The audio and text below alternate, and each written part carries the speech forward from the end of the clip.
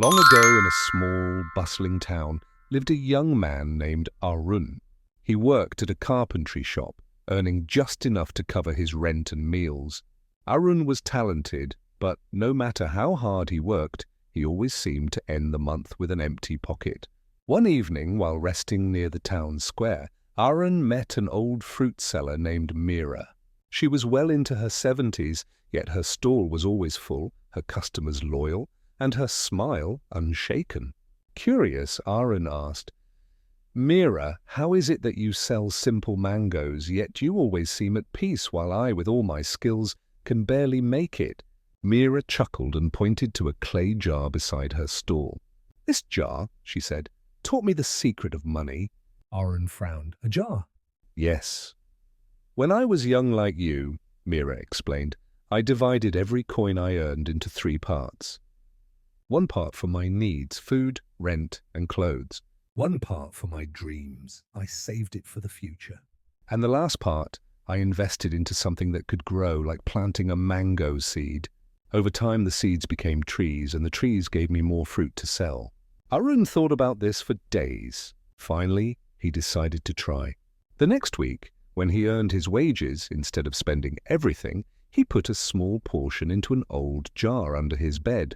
At first, it felt useless, just a few coins rattling in the jar. But slowly, week after week, the jar filled. Months passed. One day, Arun's landlord raised the rent.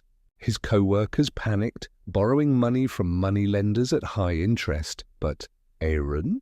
He quietly took out a portion from his savings jar. For the first time in his life, he wasn't afraid. Encouraged, Arun began learning more. He borrowed books about money, asked Meera about business, and even tried a small experiment, buying extra wood scraps cheaply and carving small toys to sell at the market. To his surprise, people loved them. He reinvested part of his profits, and slowly, what started as a side effort grew into his own little stall. Years rolled by. Arun's jar was no longer clay. It became a small ledger, then a bank account, then investments in better tools.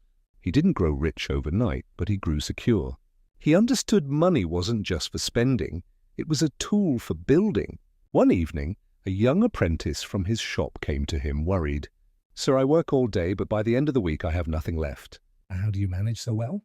Arun smiled, handed him a small jar, and repeated the same words Meera once told him. "Divide your money into needs, dreams, and seeds. Spend wisely, save steadily, and invest patiently. Money is like a mango tree. If you eat all the fruit today, you'll stay hungry tomorrow. But if you plant some of the seeds, you'll never go hungry again."